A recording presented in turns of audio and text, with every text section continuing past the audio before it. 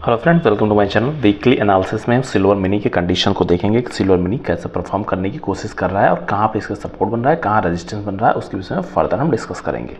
आज की वीडियो में हम वॉल्यूम को भी थोड़ा सा लर्न करने की कोशिश करते हैं कि वॉल्यूम को किस तरह से हम प्रेडिक्ट कर सकते हैं कि नेक्स्ट मूवमेंट बड़ा होगा या फिर छोटे छोटे रेंज में बनता रहेगा। तो उसके लिए आपको मेरे साथ जुड़ना होगा। एक बार लाइक कमेंट सब्सक्राइब कर लीजिए। जो भी कंडीशन दी जाएगी सिर्फ लर्निंग पर्पज़ के लिए दी जाएगी। कभी भी ट्रेड करने से पहले रिस्क रिवार्ड को मैनेज करें, उसके बाद ही एंट्री एग्जिट का प्लान करें। टेलीग्राम चैनल का लिंक ऑलरेडी आपको डिस्क्रिप्शन बॉक्स में दे दिया गया है, इसको आप यहाँ से जुड़ सकते हैं। इसमें मैं अपने व्यूज़ को, कोई चार्ट है, कोई न्यूज़ है, यहाँ मैं आपके साथ शेयर करता रहता हूँ। अब कंडीशन हम देख लेते हैं फ्रेंड्स। सिल्वर मिनी का मंथली टाइम फ्रेम का चार्ट है। इस चार्ट की बात कर लेते हैं। सबसे इम्पोर्टेंट लेवल जो यहाँ पे रेंज का फॉर्मेशन था 78 के आसपास था। फिर उसके बाद में नेक्स्ट जिसने हायर साइड में मूवमेंट करना स्टार्ट किया 80,000 और 81,000 के आसपास बना हुआ था और फिलहाल 83,000 86,000 इस तरह के लेवल्स यहाँ पे निकल के आ रहे हैं। अब यहाँ पे कंडीशन की अगर बात कर लेते हैं तो जो इसने ब्रेकआउट किया है और सस्टेन किया हुआ है ये बहुत बेटर है। अगर ये 83,000 के ऊपर सस्टेन किया है, 84,000 के ऊपर भी ये क्लोजिंग करने के लिए काफ़ी हद तक कामयाब भी हुआ है, तो यहाँ पे एक अच्छे मूवमेंट के चांसेस बनते हुए देखने को मिल रहे हैं। वह नेगेटिव क्या है? नेगेटिव सिर्फ यही यहाँ पे बना हुआ है कि सप्लाई जोन के पास है जो कि ऑल टाइम हाई इसने बना रखा है। अब यहाँ पे हम वॉल्यूम को लर्न करने की कोशिश करते हैं। फ्रेंड्स, जब भी बड़े मूव आते हैं उससे पहले वॉल्यूम को अगर आप देखते हैं, मैंने वॉल्यूम का इंडिकेशन आपको यहाँ पे देखना है। EMA का ऑलरेडी हमने यूज कर रखा है। EMA का यूज हमें बेटर वे से डेली में मिलता है और उसके बेस में हमें ट्रेडिंग अपॉर्चुनिटी मिलती है डेली और 4 आवरली में। अगर यहाँ पे आप देख रहे हैं, हम थोड़ा बैक साइड से चलते हैं और धीरे धीरे करके फॉरवर्ड में आते हैं। तो जो एक रेंज का फॉर्मेशन कर रखा था उस रेंज में अगर हम जाते हैं, जो इसने यहाँ पे 19-20 के आसपास कर रखा था, यहाँ पे अगर वॉल्यूम को आप देख रहे हैं तो छोटे छोटे वॉल्यूम बनते हुए देखने को मिल रहे थे। फिर यहाँ पे 2020 के बाद में वॉल्यूम ज़बरदस्त फॉर्मेशन होता हुआ देखने को मिला। अब यहाँ पे अगर आप देखते हो लगभग अगर कहीं भी ये इसका वॉल्यूम यहाँ पे 900,000 से ऊपर है, तो 900,000 से ऊपर है। जैसे यहाँ वॉल्यूम अगर आप देखते हैं, यहाँ में इंडिया यहाँ 3 मिलियन शो कर रहा है, यहाँ पे आप देख रहे हैं 2 मिलियन देगा, 2.9 मिलियन, ये आपको वॉल्यूम में यहाँ पे देखना है। तो इस तरह से अगर आप देखते हैं वॉल्यूम लगातार यहाँ पे चेंज होते देखने को मिले। लेकिन जब भी ये 8 मिलियन 9 मिलियन से 800 या फिर 900,000 से मिलियन में या 10 लाख से ऊपर हो जाता है, लेकिन 1000 की बात कर लेते हैं तो वहाँ पे अच्छे मूव आपको देखने को मिलते हैं। अगर यहाँ पे आप देख रहे हैं लगातार कैंडलस्टिक पैटर्न भी फॉलो कर रहा है और वॉल्यूम भी इसका प्लस साइड में, तो मोमेंटम वहाँ हमें मिलता है। तो ऐसे टाइम पे हमें ट्रेडिंग अपॉर्चुनिटी बनती हुई देखने को मिलती है।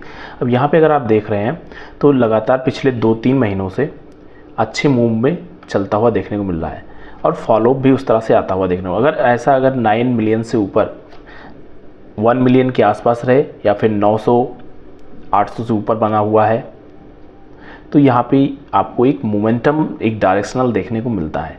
अब यहाँ पे कंडीशन अलग अलग बनती है। जैसे यहाँ पे आप कैंडलस्टिक पैटर्न देख रहे हैं कि यहाँ पे एक पॉजिटिव साइन बनाया था, उसके बाद फॉलोअप भी आया है और साथ में वॉल्यूम भी इसका साथ दे रहा है। तो आपको यहाँ पे थोड़ा सा रिस्क लेना बनता है।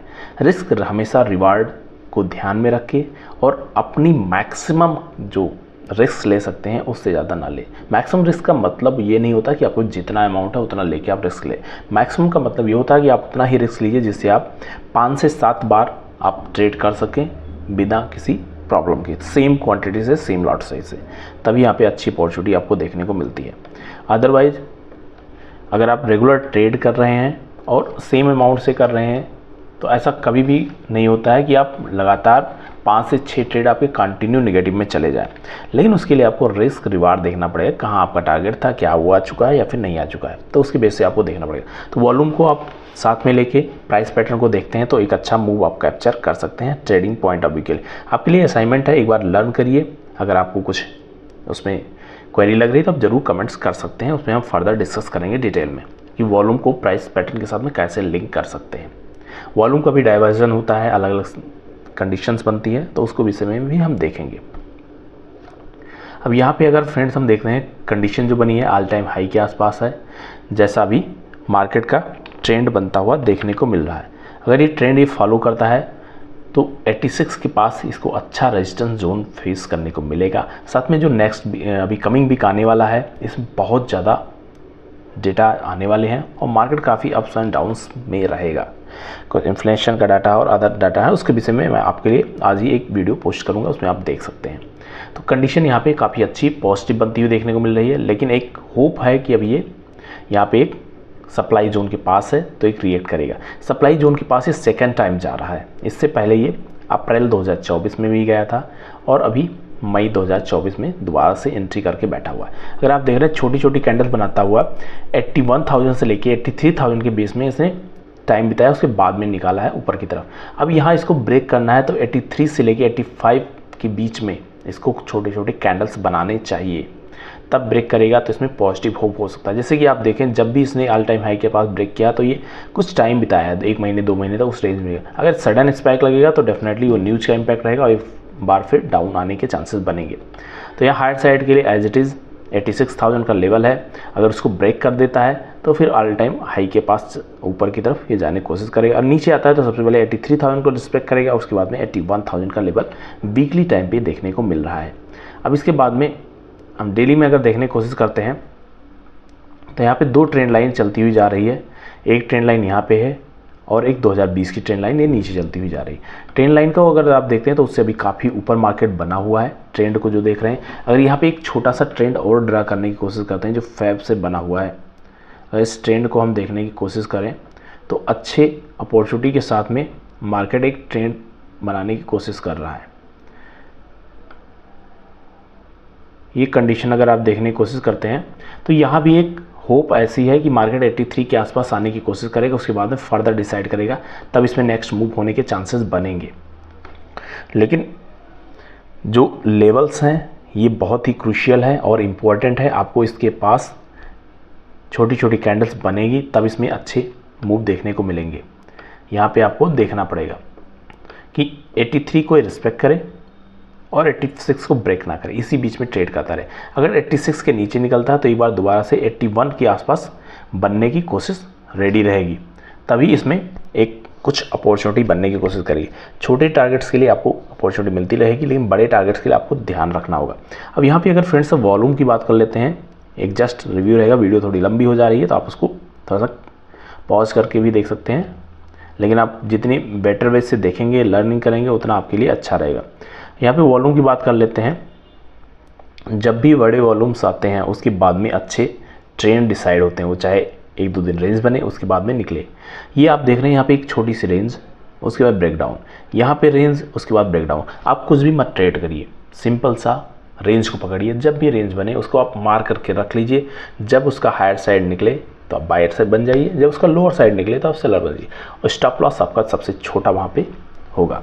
यहाँ आप देखते हैं स्टॉप लॉस सबसे छोटा 200 पॉइंट का था। यहाँ पे आप देखते हैं सबसे छोटा स्टॉप लॉस लगभग 200 से 300 पॉइंट, जहाँ कहीं भी आप देखेंगे तो हार्डली 500 से 700 पॉइंट से ज़्यादा स्टॉप लॉस नहीं हुआ, लेकिन रिस्क के कंपैरिजन में जो रिवार्ड होगा मल्टीपल्स होते हैं यहाँ पे, तो वो आपको देखना पड़ेगा। यहाँ पे फ्रेंड्स अच्छे लेवल्स पे है, साथ में सप्लाई जोन के पास है। अगर इसको ब्रेक करता है तो डेफिनेटली 500 पॉइंट पे ऊपर की तरफ सपोर्ट लेता हुआ देखने को मिलेगा। लेकिन इनके से थोड़ा सा नीचे आता है तो 83,000 पहला इसको सपोर्ट रहेगा, वो स्ट्रॉन्ग सपोर्ट है। उसके बाद नेक्स्ट स्ट्रॉन्ग सपोर्ट की बात कर लेते हैं, 82,000 होता हुआ 83,000 से ब्रेक करते हुए 82,000 इसको रोकेगा, उसके बाद में 81,000 इसको रोकने के लिए बैठा हुआ है। ये सारे इसके लिए सपोर्ट लेवल का काम करेंगे। नेक्स्ट फ्रेंड्स, अगर इसमें हम 4 आवर में अगर देखने की कोशिश करते हैं तो 4 आवर कंडीशंस में जो लेवल बनाए रखे हैं इसने एज इट इज़ 83,000, एक बार इसको आना चाहिए, उसके बाद में ब्रेक करता है तो बेटर होने के चांसेस रहेंगे। साथ में इसको 84,000 भी एक अच्छा सपोर्ट लेवल का काम करेगा। और 4 आवर में हम देखते हैं तो 84,000 से ऊपर है, उसके बाद में डेफिनेटली इसके लिए लगभग 1000 पॉइंट का लेवल नीचे की तरफ देखने को मिलेगा। उसके बाद में छोटी छोटी लेवल्स हैं, लेकिन प्राइस पैटर्न के बेस में एक बार हमें देखना पड़ेगा, उसके बाद में हम एंट्री करने का प्लान करेंगे। नेगेटिव पैटर्न भी यहाँ बना रखा है, अगर हायर साइड भी जाता है तो एक बार दोबारा से इसको यहाँ पे रिजेक्शन फेस करना चाहिए। बस इसको ऐसा कुछ पुश ना मिल जाए इंटरनेशनल मार्केट से कि इसको थ्रू आउट ऊपर लेके निकल जाए।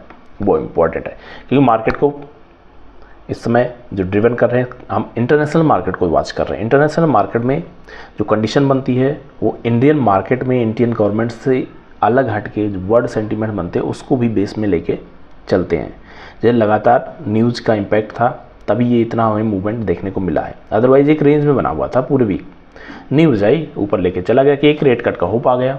लगातार पिछले कई महीनों से हम देख रहे हैं कि रेट कट के ऊपर जैसे फेड का कुछ भी थोड़ा सा सेंटीमेंट्स आता है मार्केट वॉलेटाइल हो जाता है, आइदर अप साइड और depend side. It's depend on that speech, जो भी आउटकम आके मार्केट में आ रहा है, प्रोजेक्ट हो रहा है, तो उसके ऊपर हमें देखना पड़ेगा। फिलहाल हम सपोर्ट रेजिस्टेंस की अगर बात कर लेते हैं तो सबसे पहले इसको एक बार 84 के आसपास आना चाहिए, प्राइस पैटर्न बनाना चाहिए, उसके बाद 83 के पास आना चाहिए, फिर प्राइस पैटर्न बनाना चाहिए, उसके बाद में पुल बैक करता है तो बेटर मूव देखने को मिलेगी। नेक्स्ट जैसा भी रहेगा अपडेट मैं आपके साथ जरूर शेयर करूंगा। इस वीक का जो रेंज रहने वाला है अगर बहुत नेगेटिव होता है तो 81 के आसपास आने की कोशिश करेगा, अदरवाइज ये 83 या फिर 82 के आसपास आएगा, यहाँ से छोटी छोटी कैंडल्स बनाने की कोशिश करेगा। 86 फिलहाल नहीं ब्रेक करता है तो बेटर रहेगा मार्केट के लिए। थैंक यू, मिलते हैं नेक्स्ट वीडियो में। Happy trading and